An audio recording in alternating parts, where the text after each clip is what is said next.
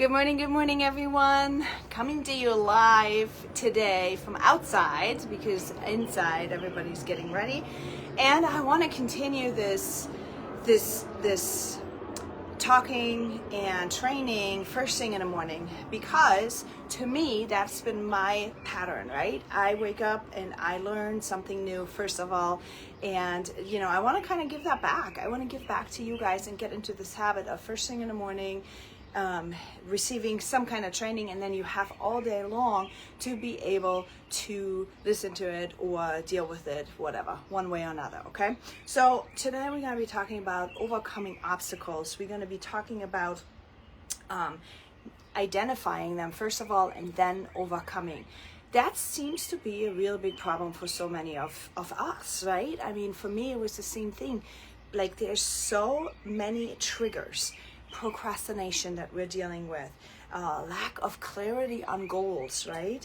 Distractions. I mean, come on, let's get real, right? How you are moms, right? You're moms probably, if you're following me, and you probably have some distractions in your life. I mean, I don't know about you, but I get pulled into 55,000 directions every single time. And hang on one second. Come here. My dogs and the neighbor dogs. It never fails, you guys. It never fails. But life is life, right? Okay, so we have negative self-talk. We have distractions. We have negative self-talk. We have perfectionism. Hang on. Hey, Sadie! Come here. Hang on one second. Sadie! Come! So we have perfectionism. We have negative self-talk, right? I mean, we tell ourselves all the time, come here, mach Platz. You stay here right now. We have, and you all know my dogs, right? Okay, so fear of failure, we have negative self-talk, we have perfectionism, we have poor time management. Who here has issues with poor time management? We have overcommitment, right? That I am totally guilty of that one. I commit myself all the time because I want to give to others, I want to do for others, I want to be there, and somehow I overcommit myself a lot of times. Then we're dealing with stress and burnout, right? How many of us are feeling burnt out? Like, when you are coming out of this phase with little kids, for example, and you're trying to get back into business, trying to get back into a life, this can feel super stressful and very, very overwhelming, and you can actually not have the energy. You don't feel like you have the energy because you are actually kind of burned out a little bit. But we also have things like inconsistent routines, for example. Inconsistent routines is also something that has been an obstacle for me. Like, I have learned so many times how to adjust and pivot and do and be resilient and all these things because of the way how I was brought up. And on the one side, it's really good because when you are brought up that way, you are actually it's ingrained in you. But on the same time, it's really bad because if you are inconsistent, you are not going to hit your targets, okay? You work really hard and burn a lot of energy on this one topic, and then next thing you know, you're not getting anywhere. It's almost like you're in this water and you're constantly rowing, and you just don't get anywhere. This can be out of inconsistent routines, right? Sometimes we have lack of resources, sometimes we have health issues, sometimes we have environmental factors, whatever it is.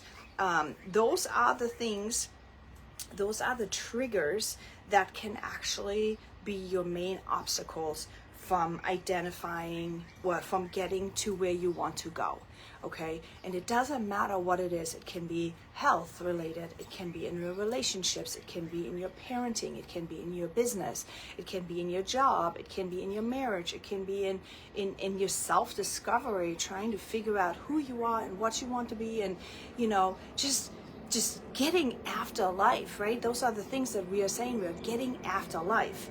Well, the gap is what I'm talking about this week, so stay tuned. And if you have not been yet in my community, make sure you hop on in. I'm going to put the link down here below. Click that and get into the community, because I will train over there as well, okay? And give extra pieces of advice as to how you can manage this gap, because that is really what's standing in the way. That's what's standing in the way of you today to where you want to go, is that gap. It's all these different triggers that I was just talking about, from procrastination to negative self-talk to perfectionism to health issues. I mean, everything, you name it, right? But the second step here is you need to have then, after you have awareness and your clarity, now you have to have boundaries. Because in order to get through this gap, you need to have some boundaries.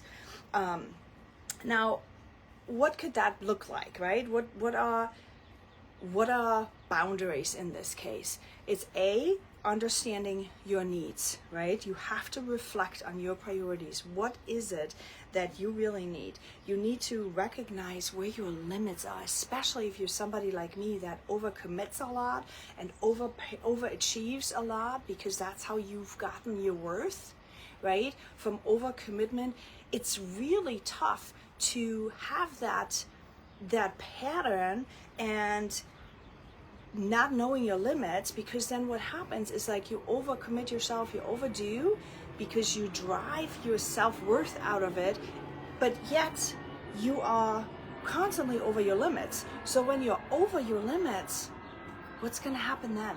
You're going to get stressed and you're going to get burned out, and chances are you're going to quit on your goal, right? You're going to quit on your health goal. You're going to quit on reading that book that you wanted to read. You're going to quit on going even on a date. You know, you're going to quit on reading that bedtime story to your child because you were just so tired, okay? So you need to recognize your limits. That's where boundaries come in. Boundaries is not always just saying no to others. Boundaries is literally knowing where am I, becoming aware of who am I and what am I allowed to do and able to do. Okay, then we need to communicate. We need to learn how to communicate clearly and directly. Okay, we cannot always order other people. We have to make sure we talk about it in I statements. For example, I need.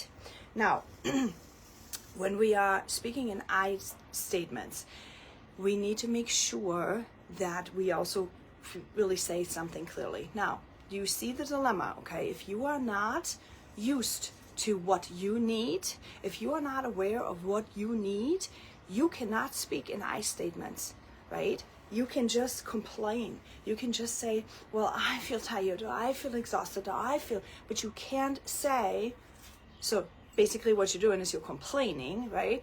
But you can't productively communicate what you need. You cannot say, I am tired and I need rest, so I need you to pick up the vacuum and vacuum that for me, right? That would be a clearly assertive boundary to say, I cleaned all these things today.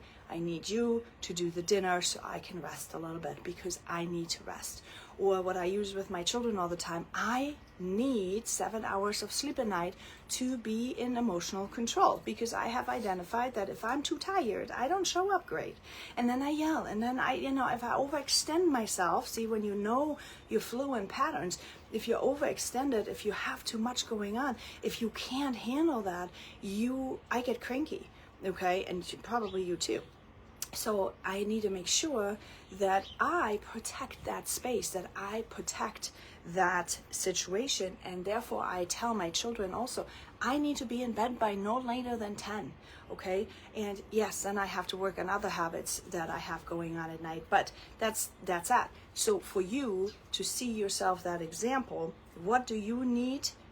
You need to be aware of first, then you can use your I statements and be specific. Once you know, many of you don't know, that's the problem, okay?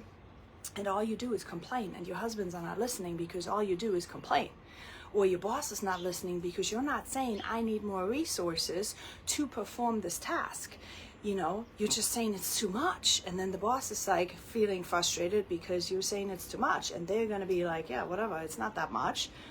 You see what I'm saying? This is where it is. This is where you use the personal development. This is where you use to level up your life, right? To heal what is not just complaining and rolling around in the mud, but you need to become aware so you can heal that, whatever it is. Like in this case, to explain this, in this case for me, and I want you to hear this and apply this to you, okay? That's why I'm teaching you about me. So what happened for me would always be I would take confidence and self-worth from the approval of other people. Okay, so when they would approve of me, I would feel great. So I would overextend myself too many times to feel great. And of course, needless to say, if I would overextend myself, then I wouldn't show up great. So I wouldn't get the approval that I wanted. And downward spiral we went, okay? So it's really important that you hear me with this I statement to not just complain, but get to the root of it. So heal and connect with what that is so you can level up. Okay. Now, stay calm and composed. How can you stay calm if you're overextended? How can you stay calm if you're triggered? Triggers work like a train that just takes off with you, right? That's how a trigger works. Like it goes so fast many times you can't step back, right? You can't do anything in the moment. So that's why when therapists are telling you, just take 5 minutes to breathe, that does not work for me. I don't know if it works for you, but it would never work for me. So here's how I handled it. I became aware of what my triggers were, and I made sure in advance that those triggers wouldn't happen. Most of the time that works great, okay? I need to have organization in my home because if I don't, I expend too much energy and I don't show up the way how I want to with my children. So I understood this, I have understood the assignment, I have gotten it, I understand, and I have taken measures to fix it, and I show up better, right? So I feel better, so this whole cycle levels up. You hear me? Okay, so stay calm and collected, that's what this means.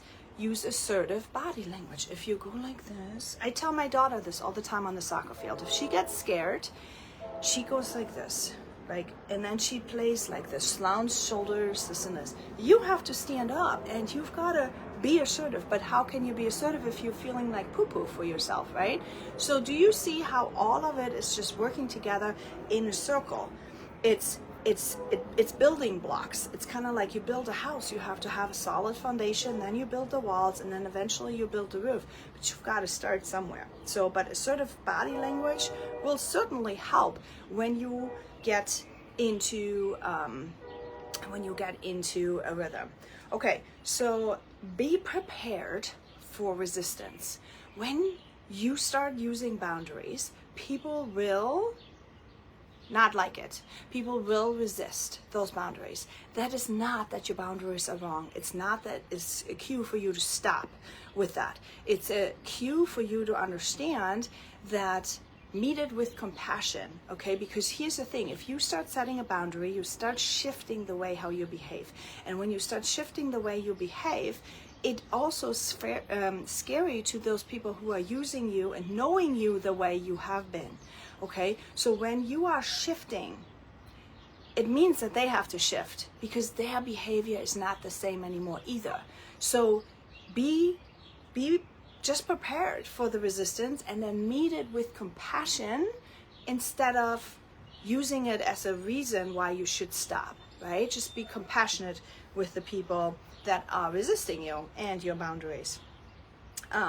Okay, so lastly, I would say in that is like to obviously seek support, right? That's why I always talk about be in a community, be in a group, be in people that are all working on, in a community of people that are working on bettering their life. Because if you are with people that have zero interest in personal development or bettering their situation, whether or not it's financial, whether or not it's home life, parenting, personally, it doesn't matter. If you are with people that are not interested in changing anything, chances are it's like pushing this boulder up the hill by yourself.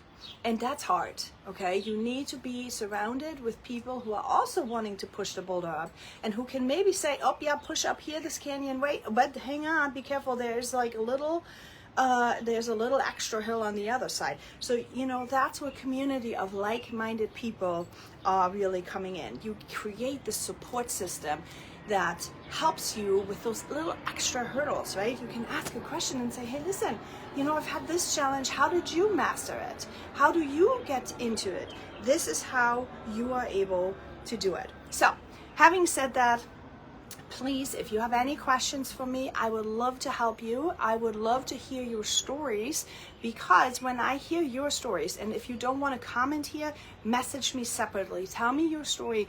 I would love to create content that helps you overcome those challenges, that helps you overcome your anxiety, that helps you overcome and tackle life's challenges, really, because that is what Walk It Free is all about. Okay, the challenges you have in your business, the challenges that you have with your parenting, the challenges that you have with your health, the challenges that you have with yourself, right?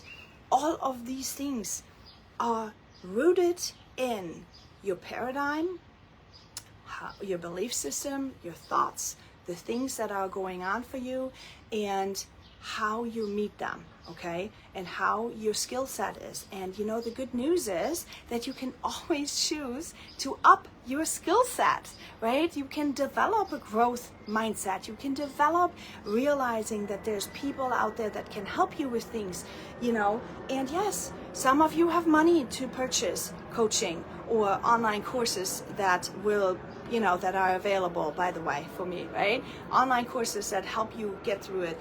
Some of you are not, and that's okay too, but there's always a way to start. Eckhart Tolle said, and I really like this, and I want you to hear this, yesterday is non-existent. It's just your thoughts, okay? Yesterday is only your thoughts. Today is the only thing that matters, because right now, right here is what you get to have. Don't let old paradigms, old patterns, unawareness steal your precious moments of today, because even tomorrow, the future is not promised. We don't know, but we know today. We know that we need to feel good today. We need to feel good right now. We need to put actions in. We need to win. And, when we're winning, that's when usually you get happy, right? When you accomplish something, when you're feeling good about what it is you're doing. And sometimes you're feeling good just doing nothing. For some people, that is an accomplishment. Like for me, I remember back then my therapist had asked me years ago, when do you ever be? And my answer I will never forget was, be what, right? For all you that have heard that story, be what? I was like, be what? I had to be something. I've always felt like I had to be something. So no, you don't have to be something sometimes. Sometimes it's enough to just, or not sometimes, always it is enough to just be you. The problem is when you don't know who you is, okay? All right, stay tuned. Tomorrow we'll talk a little bit about something else, and I'd love to hear your stories in the comments. Have a great day.